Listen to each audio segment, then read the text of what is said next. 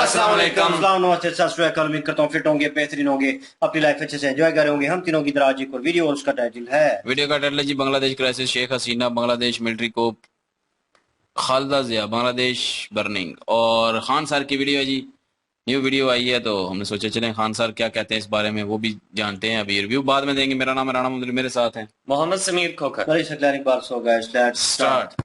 जय हिंद। देखिए, बांग्लादेश में अभी जो हालिया घटना हुई है और शेख हसीना को वापस भारत में शरण लेना पड़ा है, कोई ऐसा नहीं है कि ये पहली बार शरण ली है।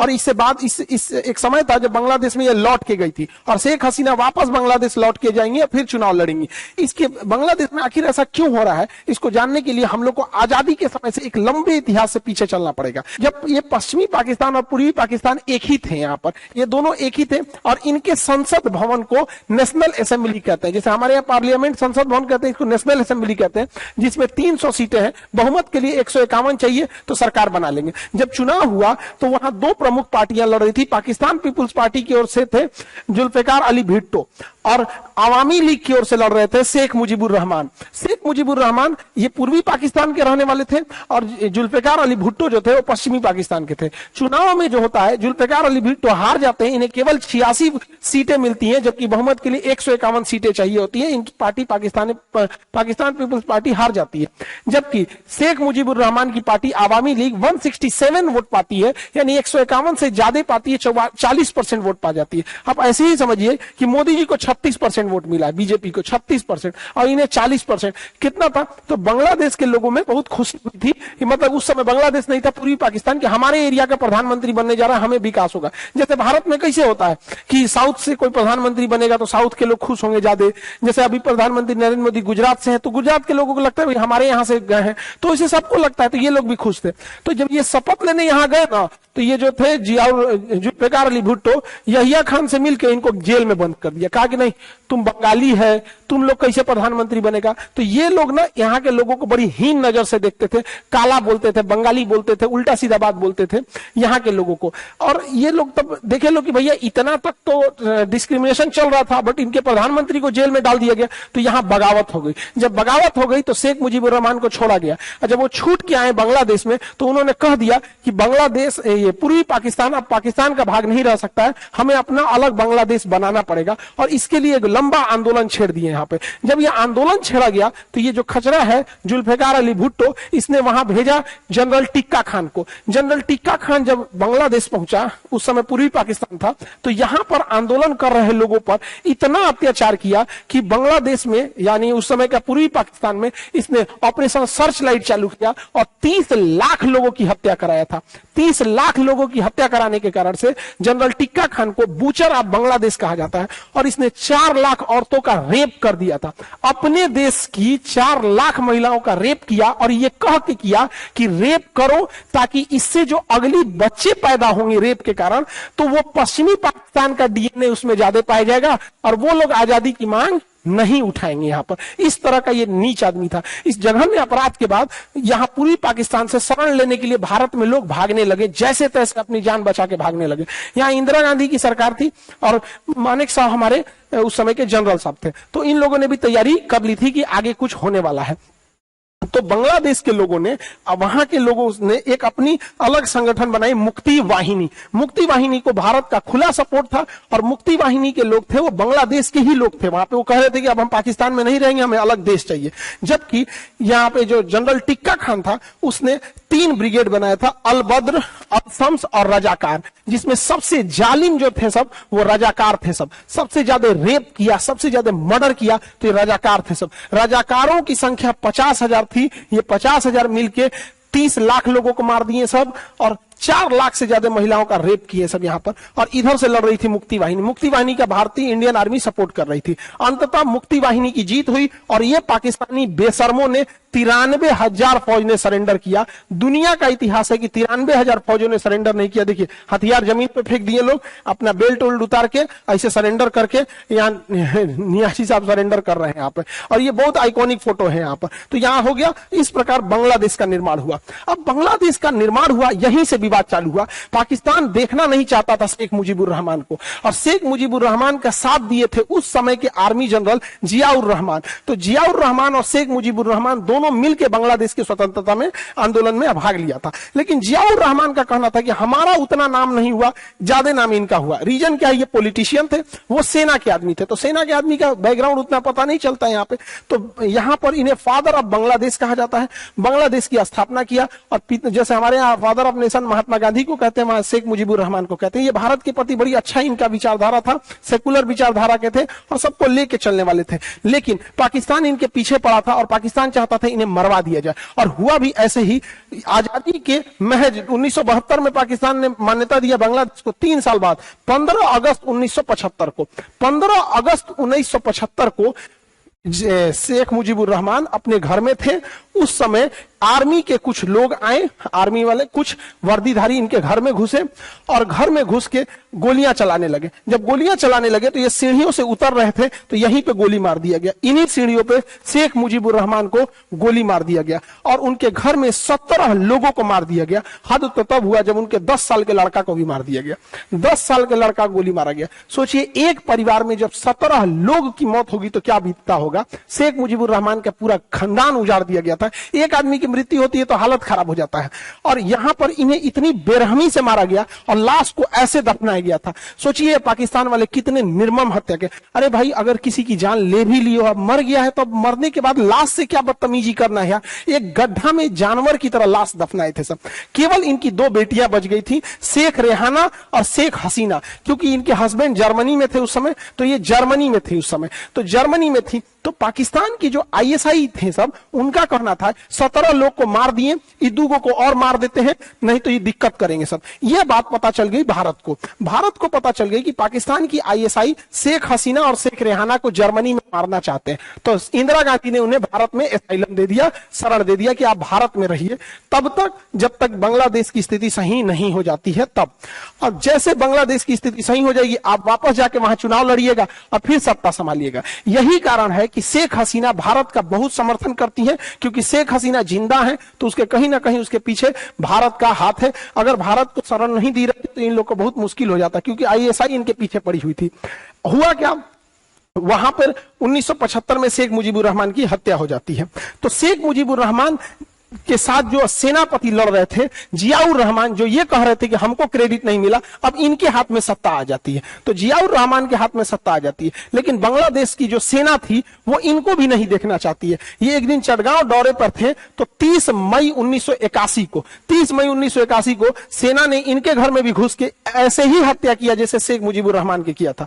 तो इनका हत्या कर दिया गया जियाउर रहमान की, और इनकी पत्नी का नाम था खालिदा जिया। और खालिदा जिया जो थी विधवा हो गई वहां पर, तब वो एक विधवा जीवन जीने लगी वहां पर। तो और इनको मरवाने वाले थे जनरल इरशाद, तो यहां इनकी भी हत्या हो गई। जब जियाउर रहमान की हत्या होती है 1981 में, तो इंदिरा गांधी को लगता है कि यही समय है शेख हसीना को भेजने के लिए। तो वो क्या करती हैं, शेख हसीना को वापस बांग्लादेश में भेजती हैं कि देखिए अब अपोजिशन में कोई नहीं है, यही समय है आपके जाने का। तो 1981 में वापस शेख हसीना बांग्लादेश जाती हैं और अपने पिता की पार्टी जो आवामी लीग थी, तो पाकिस्तान जब था एक में तो आवामी लीग था, जब विभाजन हो गया तो इसका नाम हो गया बांग्लादेश आवामी लीग। तो इन्होंने बांग्लादेश आवामी लीग की अध्यक्ष के पद पे गई और वहां चुनाव लड़ी, और उसके बाद मुख्य विपक्षी पार्टी जो हो गई, जियाउर रहमान की विधवा जो थी उनका नाम खालिदा जिया था। अब देखिए आरोप प्रत्यारोप का दौर कैसे चालू होता है। शेख हसीना का कहना है कि मेरे पिताजी की हत्या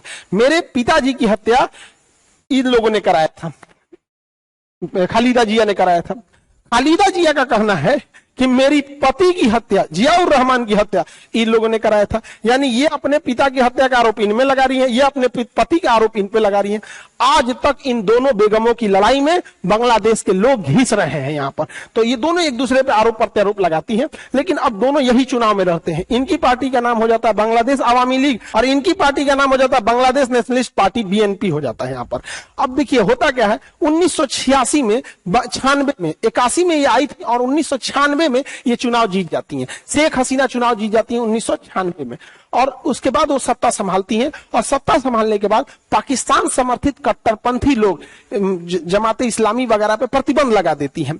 लेकिन 1996 में 15 अगस्त का दिन था जब इसी घटना को याद किया जा रहा था कि शेख हसीना जो थी एक दुख का मतलब दुख मना रही थी कि 15 अगस्त 1975 को इनके पूरे परिवार को मार दिया गया था। तो हर साल बांग्लादेश में 15 अगस्त के दिन शोक के तौर पे मनाया जाता है। ये क्या की खालिदा जिया कि 15 अगस्त को अपना जन्मदिन का केक काट दिया, भव्य तरीके से केक काट दी। इतना नीच हरकत करने की जरूरत इसे नहीं थी। किसी के परिवार में 17 लोग को मार दिया गया है, उस दिन आप जबरदस्ती अपना बर्थडे केक काटिएगा। तो अच्छा, बर्थडे रहता तो केक काटती, इसका 15 अगस्त को बर्थडे नहीं है, जबरदस्ती ये बर्थडे मनाई। कैसे? तो देखिए, इसके पासपोर्ट में इसका बर्थडे 19 अगस्त है, मैरिज सर्टिफिकेट में 9 अगस्त है, मार्कशीट में 5 अगस्त है, और इसकी अपनी बायोग्राफी में 19 अगस्त है। यानी इसका ओरिजिनल डेट ऑफ बर्थ अगस्त 15 अगस्त नहीं है। लेकिन यह शेख हसीना के जख्मों पे मतलब नमक रगड़ने के लिए जिस दिन इनके परिवार के 17 लोगों की हत्या हुई, अपना जन्मदिन मनाने लगी। इस वजह से इन दोनों की लड़ाइयां और गहराते गई यहां पर, और यही तो विपक्षी नेता में रह गए लोग पार्टी में लड़ाई मतलब चुनाव में। तो 1996 से 2001 तक शेख हसीना थी। उसके बाद 2001 में जब चुनाव हुआ तो खालिदा जिया जीत गई, 2001 से 2006 तक ये रही। बट इन दोनों में गड़बड़ी क्या है ना, घर में कैसे दो महिला लड़ती हैं सब, इस देश में दोनों महिला लड़ रही थी सब, एकदम भयानक, एकदम बकोटा बकोटी। तो यहाँ पे ना ये इस पे आरोप लगा रही है कि चुनाव में ये धांधली की है, और ये इन पे आरोप लगाती है कि ये धांधली की है। सब एक दूसरे पे आरोप लगाते हैं। तो बांग्लादेश में एक कानून बना दिया गया कि जब चुनाव होगा तो उस समय एक केयर टेकर राष्ट्रपति बनाया जाएगा, और सारी शक्तियां उस राष्ट्रपति को दे दी जाएगी चुनाव के दौरान, ताकि किसी के पास शक्ति ही नहीं रहे कि मिसयूज कर सके। तो केयर टेकर राष्ट्रपति का कंसेप्ट आया कि भैया यही केयर टेकिंग करेंगे, चुनाव इन्हीं के मद्देनजर अच्छा से होगा। तो केयर टेकर राष्ट्रपति बनाया गया फखरुद्दीन अहमद और खचरा निकला। ई क्या किया कि इसको केयर टेकर बनाया गया। अब तो कहा कि ठीक है केयर टेकर होगा, आप लोग से शक्तियां ले ली जाती हैं, चुनाव होगा। जैसे शक्ति ले लिया ना तो दोनों को जेल डाल दिया, कहा भागो यहां से, हम रहेंगे राष्ट्रपति, पूरा शक्ति अपने ले लिया। 2 साल तक सत्ता खुद चलाया, 2006 से 2008 तक। 2006 में चुनाव होने वाला था, तो गजब बंदरबाट हो गया, दोनों को जेल डाल दिया। बाद में सुप्रीम कोर्ट का हस्तक्षेप हुआ तो जेल से बाहर निकली, और 2008 में शेख हसीना जीत गई। 2008 से 13 तक जीती, फिर 13 से 18, 18 से 24 जीती, बीच में कोरोना की वजह से थोड़ा डिले हुआ था, और फिर 2024 में चुनाव हुआ, फिर जीत गई। ये चौथी बार प्रधानमंत्री बन रही है शेख हसीना, जिस वजह से इन्हें डिक्टेटर कहा जाने लगा। और ये चुनाव में हारने लगी खालिदा जिया। ये कट्टरपंथी है, पाकिस्तान के समर्थित है। दूसरा, इनके ऊपर 1.5 करोड़ रुपया के घोटाले का आरोप लग गया, 2018 में जेल चली गई। तो खालिदा जिया का करियर खत्म हो गया था, और शेख हसीना प्रधानमंत्री बनकर जीत गई। भारत के लिए बहुत अच्छा है। शेख हसीना का एक और लड़ाई हो गया मोहम्मद यूनुस के साथ। मोहम्मद यूनुस बहुत अच्छे इंसान हैं। बांग्लादेश में इन्होंने देखा कि लोगों के पास पैसे की कमी है, उनके पास आइडियाज की कमी नहीं है, पैसे की कमी है यहाँ पर। अब जैसे किसी को बहुत अच्छा खाना बनाने आता है, और अगर पैसा नहीं है तो किसी होटल में जाके बावर्ची का काम करेगा, लेकिन अगर आप उसे पूंजी दे दीजिएगा तो उस पूंजी की मदद से वो अपना होटल खोल लेगा। तो इन्होंने यही चालू किया, माइक्रो क्रेडिट चालू किया, थोड़े थोड़े पैसे देने चालू किए। और इन्हीं का कंसेप्ट आज पूरी दुनिया में लगता है कि आजकल कोई भी कुछ पैसे देके मोबाइल ईएमआई करा लेता है, वॉशिंग मशीन ईएमआई करा लेता है। तो छोटा छोटा दुकानों पे जाके आप ईएमआई पे लेते आते होंगे। ये इन्हीं का कंसेप्ट है, मोहम्मद यूनुस का कंसेप्ट है। आजकल तो वही हो गया है, सोचा लड़का सब ईएमआई पे आईफोन लेके चमका रहा है सब, अरे क्या जरूरत है दिखाने का। तो ये वाला कंसेप्ट इनका था। लेकिन इन्होंने सोचा कि हम भी क्यों ना चुनाव लड़ ले। तो 2007 में इन्होंने नागरिक शक्ति पार्टी बनाया, लेकिन चुनाव हार गए। तो बांग्लादेश की शेख हसीना का अब इनसे विवाद होने लगा कि भैया इनको निपटाओ। कोई भी बांग्लादेश में गड़बड़ी होता था तो शेख हसीना इन्हीं के ओर आरोप लगा देती थी। एक बार ऐसा हुआ कि शेख हसीना ने कहा कि मोहम्मद यूनुस को पद्मा नदी में डुबा देना चाहिए, जब उनको मरने वाले हो तो वापस निकाल देना चाहिए, अब फिर डुबाना चाहिए, तड़पा तड़पा के रखना चाहिए। तो शेख हसीना का इनके साथ भी विवाद चल रहा था। अभी यही है केयर टेकर प्रधानमंत्री बांग्लादेश का। देखिए बांग्लादेश में 2 प्रमुख नदी देखेंगे तो ब्रह्मपुत्र नदी चाइना से होते हुए बांग्लादेश में जाती है, ब्रह्मपुत्र नदी नदी को भारत में ब्रह्मपुत्र कहेंगे, लेकिन बांग्लादेश में जमुना कहते हैं। और गंगा नदी जब बांग्लादेश में प्रवेश करती है तो उसे पद्मा कहते हैं। तो जो पद्मा नदी में डुबाने की बात थी वो एक्चुअल में गंगा नदी है। गंगा को बांग्लादेश में पद्मा कहते हैं। जब ये दोनों मिल जाती है, इनकी संयुक्त धारा में एक मेघना आके मिलती है, तो इनको संयुक्त, दोनों की संयुक्त धारा को हम मेघना नदी कहते हैं। ये तो ज्योग्राफी का टॉपिक है।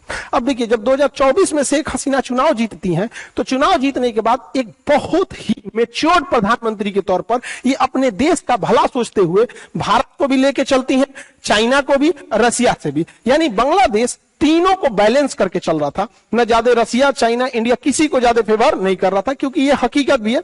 और ये बहुत मेजोरिटी से जीत के आई थी। 300 में से 222 सीट यानी 41% चुनाव जीत के आई थी वोट। लेकिन एक रिजर्वेशन की वजह से यहां बवाल हो गया।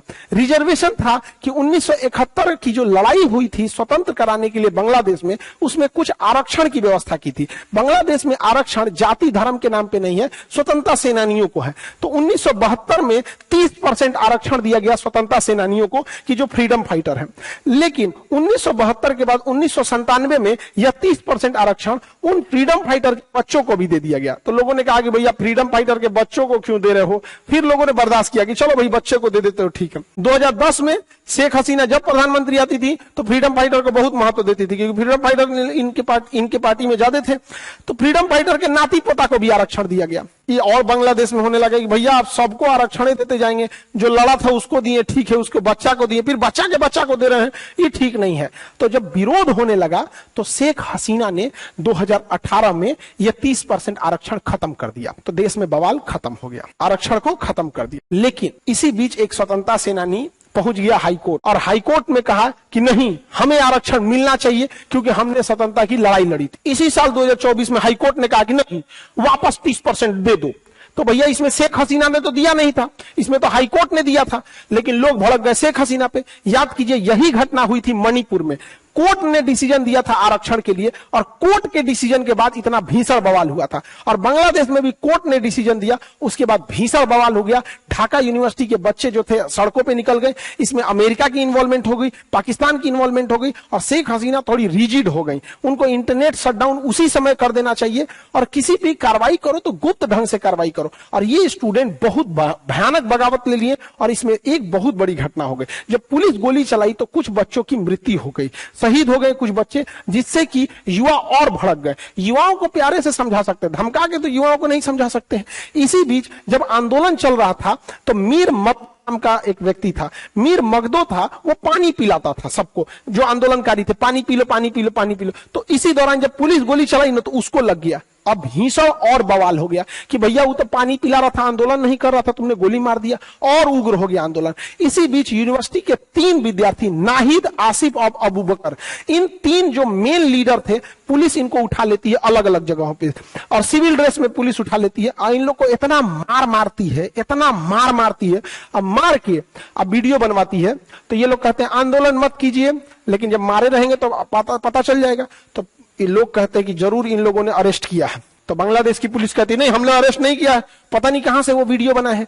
तब तक इसी बीच बांग्लादेश पुलिस जब इसमें नाहिद को उठा रही थी, तो उस दौरान एक वीडियो बन गया था कि पुलिस अरेस्ट करके ले जा रही है। अरे बांग्लादेश का पुलिस, तुम लोग को इतना बुद्धि नहीं है कि इन लोग को जब उठा रहे हो तो सिविल ड्रेस में उठाओ। अच्छा, एसटीएफ सिविल ड्रेस में ही उठाई थी, लेकिन उनके गाड़ी पे लिखा हुआ था पुलिस।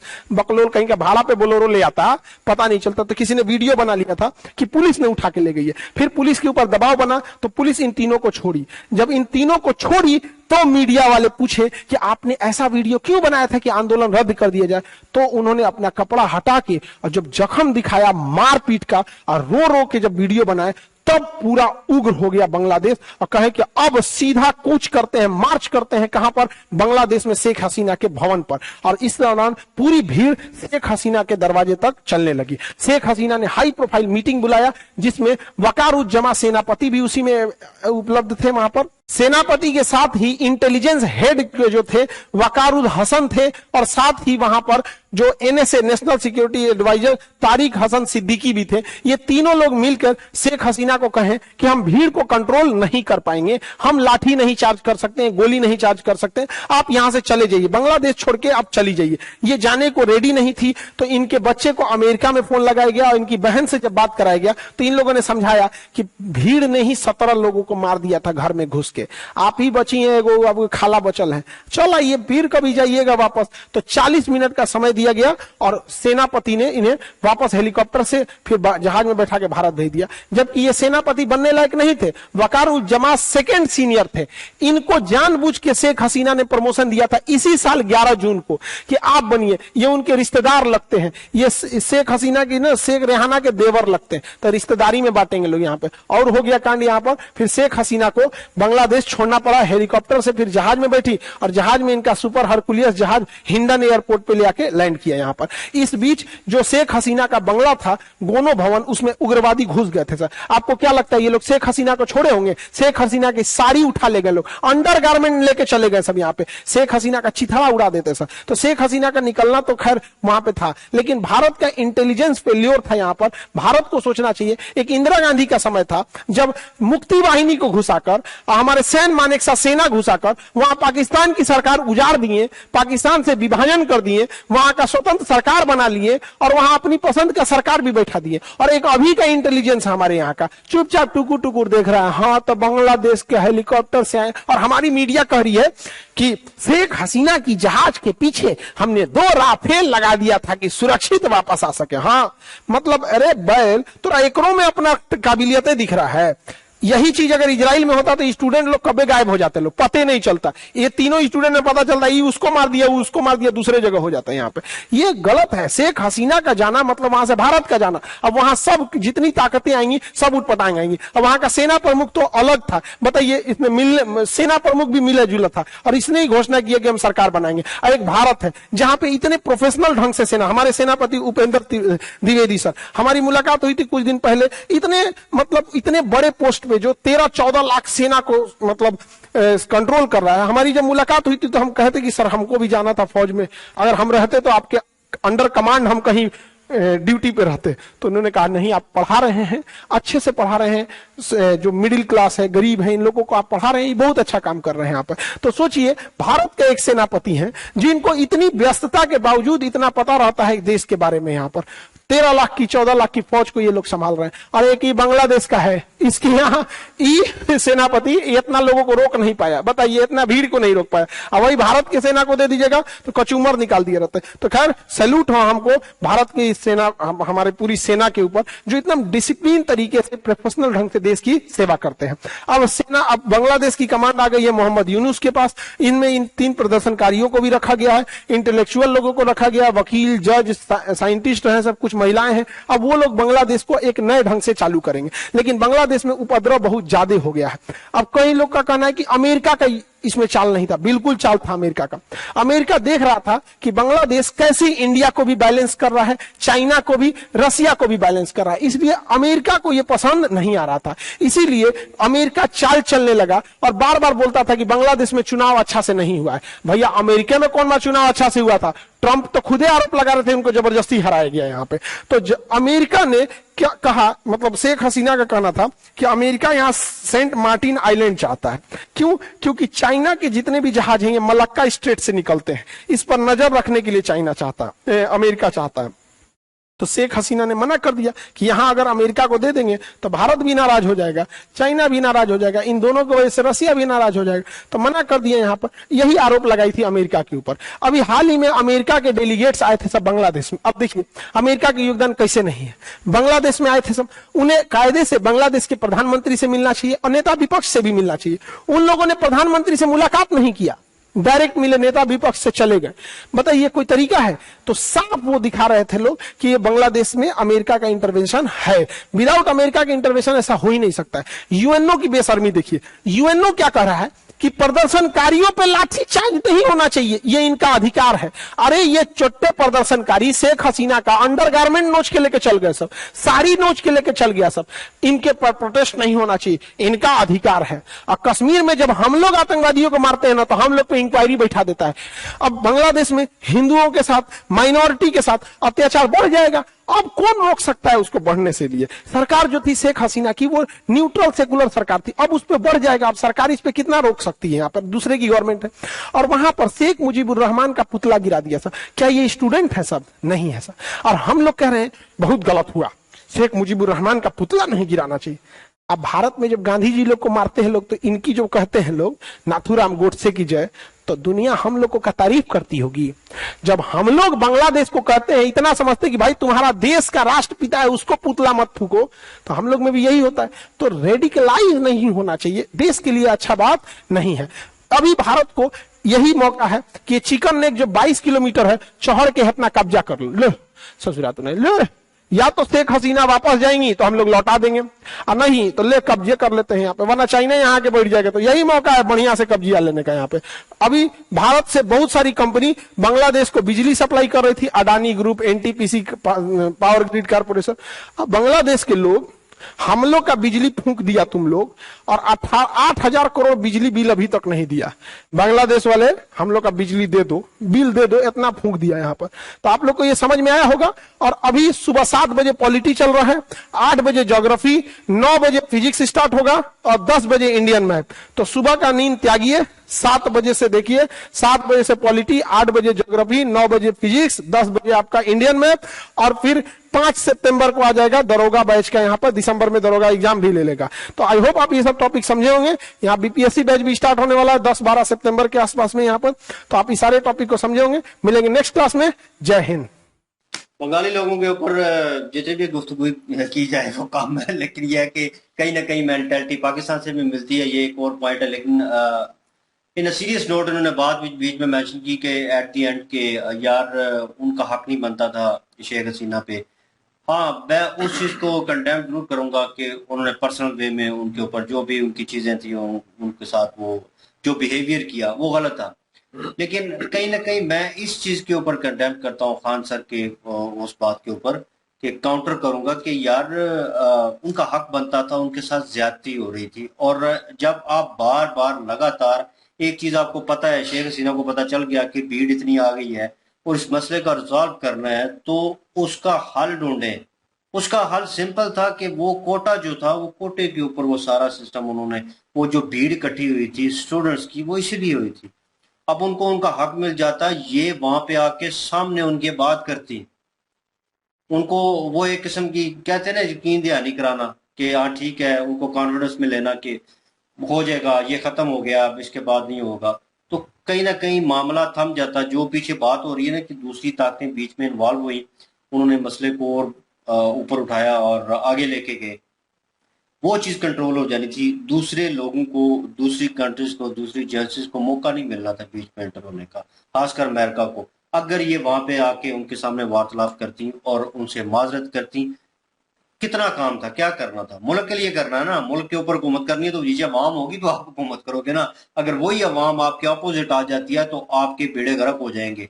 और इन्होंने फिर गलती के ऊपर गलती की है। जब आप इक़्तिदार पे बैठे होते हैं तो यही चीज होती है यहाँ पे कि आप ताकत में हैं और आप उस ताकत को आप यूज कैसे करते हैं, यूटिलाइज कैसे करते हैं।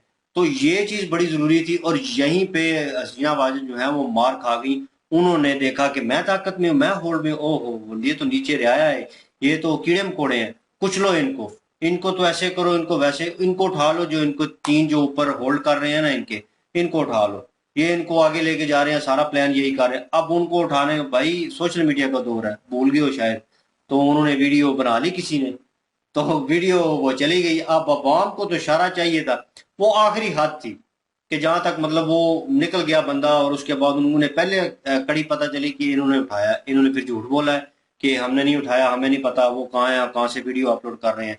फिर लोगों ने सोचा होगा वीडियो अपलोड कर ही क्यों रहे हैं, इतना एहतजाज उन्होंने करना था, अगर यहाँ तक हमें लाना था तो इस तरह की माफी तलाफी वाली वीडियो क्यों अपलोड करते। फिर उन्हें लगा कि हमारे सामने आके बात करते। बहुत सारे लोगों को लगा होगा, मैं भी भीड़ में होता, मुझे भी यही महसूस होना था। तो जो यहाँ पे काम खराब हुआ वहां पे ये था कि जब पुलिस से होकर वो बंदा निकल गया और उसके बाद उन्होंने इंटरव्यू दे दिया कि हमारे साथ ज्यादती हुई और इस तरह इन्होंने किया और जबरदस्ती बयान दिलवाए गए हैं, फिर भीड़ जो है वो चढ़ दौड़ी। और फिर यकीन माने अगर मैं उस भीड़ में होता, इन रियलिटी बात कर रहा हूँ, मैंने भी तोड़ फोड़ करनी थी, मैंने भी तोड़नी थी हर चीज, क्योंकि वो गुस्सा होता है इतने लोगों को, बेकसूर लोगों को आपने मार दिया। एक पानी पिलाने वाला बंदा जो है, जो भीड़ को पानी पिला रहा है, ठीक है, हेल्प आउट कर रहा है, उसने कुछ नहीं किया, हथियार नहीं उठाया हुआ, उसने कोई मतलब आपके ऊपर अटैक नहीं किया, कुछ भी नहीं कर रहा, वो पानी पिला रहा है उनको, उसको गोली मार दिया आपने। तो भाई फिर वो जान जो है इतनी सस्ती है, फिर ये काम नहीं होता। अगर इन्हीं की फैमिली का बंदा को मर जाता, अगर जान इतनी कीमती है, तो हसीना वाजिद जो है उनकी फैमिली का बंदा मर जाता कोई, तो उनके ऊपर फिर क्या गुजरती। मरे है ना, तो वो आज तक नहीं भूली। तो मतलब वो देख आज लेना। तक ब्लैक डे उसको मनाया जाता है 15 अगस्त को। 15 तो अगस्त, अभी जो है वो 17 खालदा बंदे, जिया 16 बंदे थे मेरे हाल में। बिल्कुल खालदा जिया जो है, फिर देख लें उन्होंने फिर जो इनके अपोजिट पॉलिसी निकाली हुई है कि अपनी डेट ऑफ बर्थ चेंज करके, तो वो जिस दिन ये ब्लैक डे मनाती हैं उस दिन वो अपना बर्थडे मनाती हैं। तो 4 वो डेटे हैं। हाँ, वो एक वो तो बीच में वो पाकिस्तानी आईडी कार्ड था। बिल्कुल इनके ये ऊपर मुझे समझ बल्लेबाजी नहीं आई। करती हैं कि शेख हसीना वाजिद जो है इन्होंने उनके पति को मरवाया, लेकिन वो कहती हैं कि जो शेख हसीना कहती हैं कि जो मेरे पिताजी हैं उनको मरवाने वाली ये है। पिछली हमने एक वीडियो देखी थी नीतीश राजपूत की, और उन्होंने भी मतलब हिस्ट्री बताई। लोगों ने कहा कि ये झूठ है, ये ऐसा नहीं है, वैसा नहीं है। तो अभी जो है वो इसलिए लेके आए हैं ये अपना आंसर खान सर की। और खान सर ने जो कहा है कि शुरू से बात करता हूँ, शुरू से जो कहा है कि उन्होंने कि पाकिस्तान जो है वो अपना उन्होंने ये सारा कुछ किया। ये तो हमें वाकई ये पता है कि मुजीबुर रहमान जो है मेजॉरिटी के साथ जीते हुए थे और उनको बनने नहीं दिया। और जो हमारे भुट्टो साहब थे उन्होंने जो है वो उस वक्त के आर्मी चीफ से मिल के जो है वो ये सारा काम किया। और जो टिक्का खान है उनका भी जिक्र आता है, वो ये सारा पता है कि वो अपना उन्होंने रेप किया या क्योंकि पाकिस्तान से सुनो किसी वीडियो का तो वो कहते हैं कि नहीं रेप किया, तो इंडिया की किसी वीडियो का सुनो तो वो कहते हैं रेप किया। तो बांग्लादेश वालों की जो है कभी हमने वीडियो नहीं देखी ना हमने की है, तो इसलिए हमें पता नहीं है। तो बहरहाल अगर रेप किया है तो वाकई जी ये गलत है। और उसी की सजा मिली कि 93,000 जो है फौजी सरेंडर हुए और पाकिस्तान की एक बदनामी हुई और पाकिस्तान का टुकड़े हो गए। तो जाहिर है जुल्म जो है वो कभी भी जो है टिका नहीं रहता। जुल्म एक दिन खत्म हो ही जाता है और जुल्म की जो है वो जो अंत होता है वो बुरा ही होता है। तो बुरा थोड़ा है कि पाकिस्तान के टोटे हो गए, पाकिस्तान एक किस्म का एक हिस्सा अलग हो गया और बांग्लादेश अलग। हाँ वो काले पीले ये सारी जो है डिस्क्रिप्शन चलती रहती थी। तो अपना डिस्क्रिमिनेशन होता है ना, हाँ वो चलती रहती थी। और इतनी तक तो चलो खैर कोई नहीं, क्योंकि ये तो हम सब में भी चलता रहता है, पंजाबियों का सिंधियों के साथ, सिंधियों का पठानों के साथ, इस तरह चलता ही रहता है। तो इसका मतलब ये नहीं कि इतनी सारी बात पे जो है हम मुल्क अलग कर रहे हैं, लेकिन ये है कि ये बड़ी बात है कि रेप करना, जुल्म करना, 30 लाख बंदा जो है वो मार देना, 30 लाख को कम नहीं होता। और वो जुल्म है ना उसकी जो है वो सजा तो मिलनी थी पाकिस्तान को। आज तक पाकिस्तान भुगत रहा है उन चीजों की सजा, बेइज्जत हो रहा है। तो बेइज्जत भी हो रहा है और खाने के लाले पड़े हुए हैं। यहाँ पे ना कोई तरक्की होती है, ना कोई चीज जो है वो, ना कोई हुक्मरान कोई इंसानों वाला मिलता है हमें, सीधी बात है। तो इस तरह तो हमें पाकिस्तानियों को भुगतना पड़ रहा है। वो जो हमने करतूत किए हैं उनकी सजा तो मिलेगी और तो वो मिल रही है। तो उसके बाद जब अब बांग्लादेश में जो है वो बात करते हैं, उसके बाद जो है उनको मरवाया गया। और अब ये तो जो है नीतीश राजपूत की वीडियो देखी थी, उसमें ये नहीं कहा गया था कि पाकिस्तान की तरफ से जो है वो फौजी भेजे गए। उनके अपने ही कह रहे थे कि कोई फौजी पाकिस्तान के हक में थे, वो ही उठे और उन्होंने जाके जो है वो 17 जो है वो उनके खानदान के लोगों को मार दिया, मुजीबुर रहमान के। तो अभी जो है खान साहब कह रहे हैं कि पाकिस्तान की तरफ से भेजे गए थे। तो अभी क्योंकि कुछ और वीडियो देखनी पड़ेंगी तभी जाके सच्चाई का पता चलेगा, क्योंकि एक तरफ दूसरी बात है, एक तरफ दूसरी बात है। तो ये बात जो है वो थोड़ी सी कंफ्यूज जाहिर है बंदे को करती है। तो अभी पाकिस्तान का हाथ था उसमें या नहीं था, जाहिर है पाकिस्तान चाहता तो यही है ना कि जाहिर है जिसने मुल्क तोड़ा उसको खत्म किया जाए। और जो उसके बाद उनके पुतले के साथ अभी किया है वो भी गलत है, क्योंकि बेइज्जत नहीं करना चाहिए। और जो उनकी लाशों के साथ किया गया वो भी गलत है यार।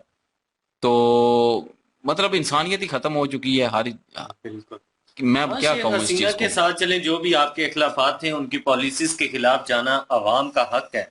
बांग्लादेश की अवाम ने अगर एहतजाज किया है तो उनका हक है, वो एहतजाज कर सकते हैं, लेकिन वो इंसान जिसने बांग्लादेश को बनाया है उनके पुतले के साथ इस तरह की चीजें करना, ये दुनिया में समझ लें कि बांग्लादेश ने अपने आप को इंसल्ट करवाया है।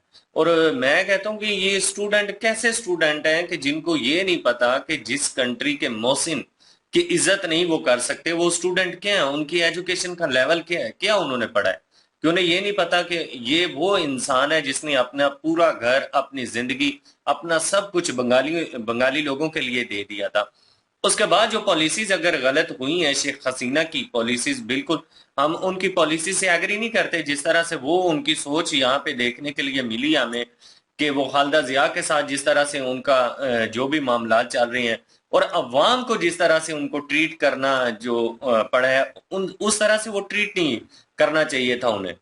अवाम अगर सड़कों पे निकली है या स्टूडेंट निकले हैं तो इस तरह जोर और ताकत के जोर पर आप किसी को दबा नहीं सकते। आप उसकी बात को सुने, जहां तक मुमकिन है वहां तक उसके जो मुतालिबात है वो माने, जो चीज नहीं मानने वाली वो ना माने। लेकिन कोई भी चीज है उसका कोई तरीकाकार होता है। जो तरीकाकार शेख हसीना ने अपनाया वो सरासर गलत तरीकाकार है, तो वो नहीं अपनाना और चाहिए। उसके अलावा जो है वो अपना आर्मी चीफ इन्होंने लगाया हुआ, वही नेपोटिज्म शुरू है, और उसी ने जो है वो धोखा भी दे दिया हसीना वाजिद को।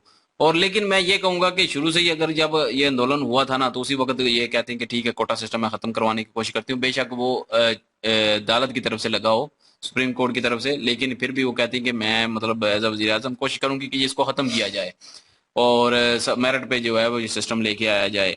और ठीक था, कोटा सिस्टम जब फ्रीडम फाइटर थे उनको मिलना चाहिए था, उनको हक मिला, उनके बच्चों को मिल गया, ठीक है। अब पोतरों को भी मिल रहा है, पोतरों को भी मिल रहा है, तो ये चीज जो है वो अब ये नस्लों दर नस्ल चलती ही रहेगी। तो वो चीज जो है वो दूसरे फिर क्या करेंगे, दूसरे बेरोजगार बैठे रहेंगे, तो वो भी बांग्लादेशी हैं। तो फिर उन्होंने अपना ज़ाहिर मेरिट पे जो है वो होना चाहिए था सारा, ठीक है 5% कर दें ज्यादा से ज्यादा तो उनको कोटा मिल जाता। लेकिन ये है कि अकबर 30% और मेरिट पे बिल्कुल थोड़ा सा, वो जब उन्होंने ग्राफ दिखाया तो उसमें थोड़ा सा बिल्कुल था मेरिट वाले, तो वो ज़ाहिर अपना हक लेने निकले। और उस वक्त वो अगर दबा देती, कहती कि ठीक है मैं कोशिश करूंगी खत्म करने की, और खत्म करवा देती, तो मेरे नहीं ख्याल था कि ये सारा कुछ आगे बढ़ता। और ज़ाहिर है बंदे मरवाए तो चलो जी, उनमें आग और फैल गई, गुस्सा आ गया, और उन्होंने फिर से तोड़ फोड़ शुरू कर दी। और उसके बाद फिर और बंदे मरवाए, फिर 2-3 चुप उठा लिए। तो इस तरह जो है वो बाहर की ताकतों को भी मौका मिल गया, बीच में आ गए वो, और उन्होंने जो है वो तख्ता पलट करके रख दिया। और पॉलिसियां ज़ाहिर है इस हिसाब से देखा जाए तो शेख हसीना की फेल थी, और उसने समझा कि मैं ताकत में हूँ, जोर में हूँ, और मैं जोर चलाऊंगी और सारा कुछ ठीक हो जाएगा, तो ऐसा नहीं है। अभी जैसे खान सर भी बता रहे थे कि वो मरवा देती उनको चुपके से, ये कर देती, तो मैं उस चीज़ से सहमत नहीं हूँ। मरवाना कोई हल नहीं है, उस चीज़ को मान लेना मेरे ख्याल में हल होता है। अवाम है तो ये हुक्मरान है, मुल्क है, अवाम नहीं है तो मुल्क नहीं है। अब पहले पाकिस्तान ने गलती की, 30 लाख जो लोगों को मारा बांग्लादेशियों को, वो भी गलत था। अगर वो बना देते उस वक्त उसको, शेख मुजीबुर रहमान को अपना वजीर आजम, तो क्या जाता, कुछ भी ना जाता। आज मुल्क भी दोनों मतलब एक ही होता मुल्क, और सारा कुछ ठीक होता। लेकिन पाकिस्तानियों ने हटदर्मी की, और इस तरह शेख हसीना भी अब हटदर्मी कर रही थी अवाम के साथ। तो मामला तो वही है, 300-400 बंदा यहाँ पे भी मारा गया है, कोई एक जान भी बहुत कीमती होती है। 300-400 बंदा जो है वो स्टूडेंट जो है मारा गया, तो गुस्सा तो फिर आएगा ना फिर उनको, फिर उन्होंने जो है किया। लेकिन बाद में जब हिंदू पे जुल्म किया, वो उसको मैं गलत कहूंगा, क्योंकि हिंदू ने उनका कुछ नहीं बिगाड़ा था, उन पे उन्होंने जुल्म करना शुरू कर दिया, वो गलत है। और दूसरा जो शेख हसीना के जो है वो अंदर जाके जो है वो चीजें उठाई, और पता नहीं क्या क्या कपड़े उठा के जो है वो सामने ले गए, वो भी गलत है। वो कोई इंसानियत नहीं है, वो कोई स्टूडेंट का काम नहीं है, पढ़े लिखे लोगों का काम नहीं है वो। तो बाकी अपने हक के लिए हर कोई निकल सकता है यार, अपना हक अगर घर बैठे मिल जाए तो फिर तो निकलने की भी जरूरत नहीं पड़ेगी। तो इसलिए जो है वो ये हसीना वाजिद को सोचना चाहिए था। अभी जो है वो इंडिया ने तो उसको हेल्प की हुई है, इंडिया ने पनाह दी हुई है, इंडिया के लिए तो बेहतर थी, चाइना के लिए भी बेहतर थी। तो लेकिन ये है कि अमेरिका के लिए वाकई वो बेहतर नहीं थी। अमेरिका तो चाहता था कि वहां पे अपना अड्डा बनाए, चाइना को काउंटर करे, और वहां पे सबको काउंटर काउंटर करे, कंट्रोल करे। तो लेकिन ये है कि उन्होंने बात नहीं मानी। ये मैं कहूंगा कि जीना वाजिद इस हिसाब से ठीक है, अच्छा काम किया कि उन्होंने बात नहीं मानी, उनके अंडर नहीं आई, जिस तरह इमरान खान ने किया था। तो आज दोनों का हाल देख लें फिर। अमेरिका तो करेगा, अमेरिका के खिलाफ जाएंगे तो अमेरिका तो करेगा, लेकिन ये है कि ये अगर शुरू में अगर पॉलिसी अच्छी कर लेती शेख हसीना वाजद, शुरू में जो है स्टूडेंट को उनका हक दे देती, तो बात उधर खत्म हो जाती, ना कोई बंदा मरता, ना कोई आंदोलन होता, ना कुछ ज्यादा होता, ना बात बिगड़ती, बात ठप जाती, और ना अमेरिका को ये मौका मिलता इनको कुछ करने का। बाकी खान साहब ने जो है वो जो बातें की हैं, जाहिर है ये भी ठीक है, इसमें भी हम रद्द करने वाली इतनी खास कोई बात नहीं है। तो बाकी ये है कि हिस्ट्री का जाहिर है हमें यहाँ पे और वहाँ पे और वीडियो में और कुछ वीडियो में और, तो बंदा कंफ्यूज हो जाता है। तो बाकी आप बताइएगा क्या सच है क्या झूठ है, कोई और अगर वीडियो हो जो कि अथेंटिक हो, मतलब कि खान साहब भी अथेंटिक ही दे रहे हैं, लेकिन फिर भी कोई अथेंटिक हो, कोई रेफरेंस के साथ कुछ ऐसी वैसी, तो जरूर कमेंट में जो है वो मेंशन कीजिएगा, हम देखेंगे वीडियो, और उस हिसाब से जो है वो फिर जाहिर है हम वीडियो देखेंगे, कुछ ऐसा होगा तभी जाके पता चलेगा असल बात क्या थी पीछे। तो काफी सारी बात तो पता ही है कि असल पीछे क्या थी, लेकिन ये रेप वाला जो है और दूसरा कत्ल भी हुए थे वहां पे, जाहिर है हुए हैं, और रेप वाला सीन भी हुआ है, वो क्यों हुआ है कैसे हुआ है उसका भी कोई अथेंटिक हो ना, प्रूफ हो के साथ हो, मतलब कि कोई रेफरेंस हो जो तगड़ा सा हो, तो फिर जो है वो हम भी देखेंगे, और वो अगर हुआ तो जरूर कमेंट सेक्शन में बताइएगा। लेकिन खान साहब ने भी जो है काफी डिटेल दी है शुरू से लेके एंड तक, अभी तक जो है क्या हुआ। और लेकिन शेख हसीना वाजद और जो खालिदा जिया है उन्होंने आपस में एक दूसरे पे इल्जाम लगाना शुरू कर दिए, फिर आपस में लड़ना शुरू कर दिया, अपना बेड़ा तो गलत किया ही किया, लेकिन अवाम का भी साथ करना शुरू कर दिया। और दूसरा फिर आगे मोहम्मद यूनुस, उनके साथ जो है शेख हसीना वाजद ने इटवट्टे का वैर बना लिया। तो यूनुस तो ज़ाहिर है अमेरिकन, आप समझ ही गए होंगे अमेरिका पीछे है उसके, तो वो तो फिर आएगा, लेकिन उन्होंने इन्होंने बताया कि उनके आइडिया जो है वो अच्छे थे, तो वो भी ठीक था, लेकिन ये है कि पीछे अमेरिका तो है, इसमें तो कोई शक नहीं है, अमेरिका तो वाकई है। ये तो हर कोई कहता है, ये तो पाकिस्तानी भी कहते हैं कि अमेरिका है उसके पीछे। पाकिस्तान तो है अमेरिका, खैर वो एक डिफरेंट सिनेरियो है। लेकिन आप क्या ओपिनियन रखते हैं कमेंट सेक्शन ओपन आपके लिए। इनके जो वीडियो की लिंक और हमारे दूसरे चैनल की लिंक डिस्क्रिप्शन में मौजूद होगी, विजिट करें, सपोर्ट करें। इंशाल्लाह मिलते हैं नेक्स्ट वीडियो में। अपना ख्याल रखिएगा, अपना भी याद रखिएगा, तब तक के लिए अल्लाह हाफिज, पीस।